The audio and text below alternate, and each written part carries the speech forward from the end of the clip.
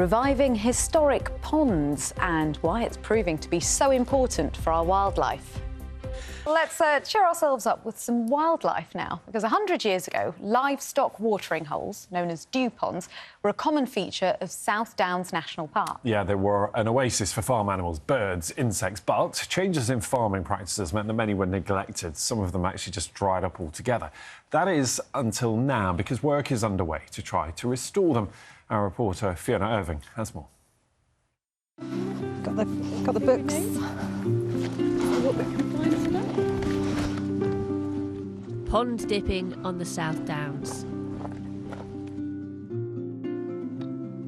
They may be small, but these insects are tiny heralds of life returning. Yeah, we've got a little damselfly larvae here. Put it in the tray. There we go. It's really exciting when you come up here, you're never quite sure what you're going to see. We've got obviously lots of different types of dragonflies and damselflies that are flying around above the water. We've got the pond skaters on the water, have the odd duck that comes and visits from time to time, and there's lots of invertebrate, lots of beetles, lots of larvae, lots of various worms and things that are in the actual water itself, which obviously in turn hopefully will be a good food source for newts and other amphibians that might come along and make this their home. For decades, these centuries-old watering holes had lain disregarded and dried up. Now, as part of a project to bring fresh water back to the chalky South Downs, they're being restored.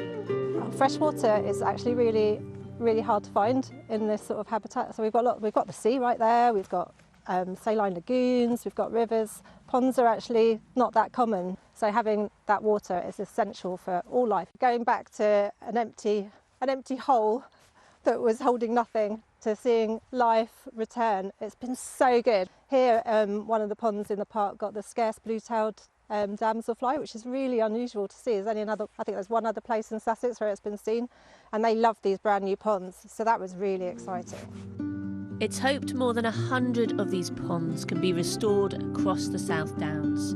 Oases for insects and amphibians, birds and mammals. Fiona Irving, BBC News. That was very soothing, wasn't it? That's beautiful, doesn't it? Let's speak now to a familiar face. The gardener, Dermot Gavin, joins us now from Andrew. Dermot, morning to you. You're a big pond fan, aren't you? Am I right in saying you've got two in that garden behind you?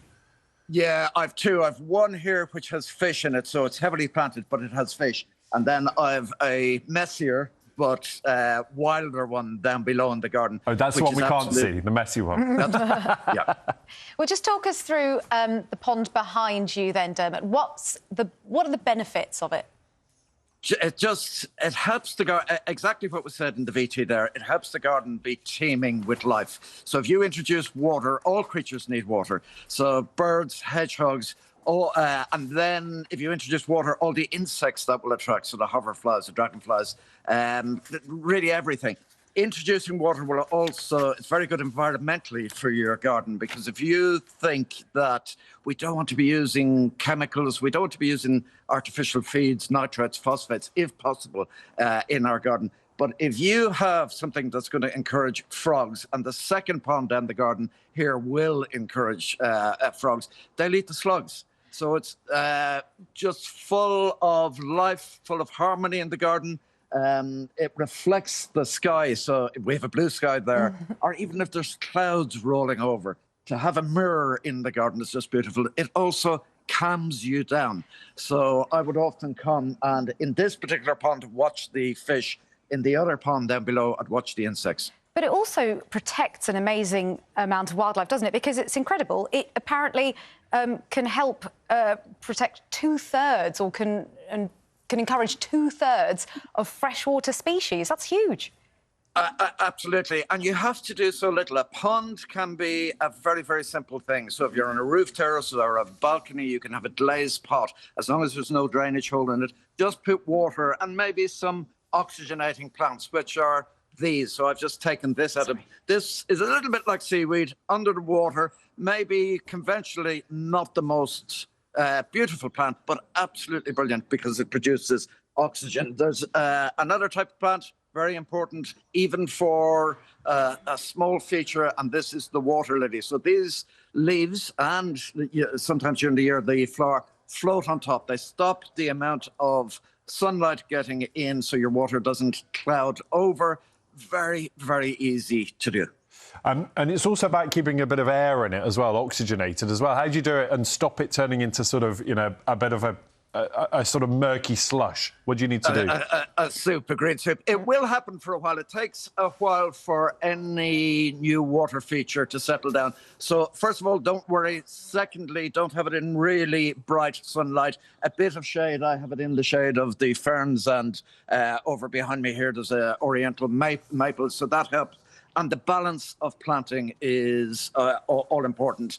Let it settle. Don't worry about it too much. And if you are having any issues, go to the garden centre. You can get barley straw and put that in the water, and that will help the water clear. But in time, it'll clear anyway. And we're heading into winter now, Dermot. So is it worth just waiting till the spring, or is there any benefit to giving it a go now? Oh, there's better, because, the birds need some place to drink. So if you can see here, I have stones around the edge of my pond, and they're set at different heights. So little birds can, some of those are just set below the water level. Birds can come and have a bath, but also drink from that pond. There is some pond maintenance at this time of the year. You can put a net over it as the leaves are coming down, because you don't want all the leaves going into the pond, because as they break down, they take up oxygen. On my Instagram, I've put if anybody has any questions about building a pond, I've put a little question thing on stories. So today I'll answer anybody's questions about how to make them and what to plant in them. Yeah, that's really useful, actually. And the how to make them question was what I had, actually, because it needn't be a big pond. It could just be a bowl, a pot, a saucer, a bit of plastic sheeting.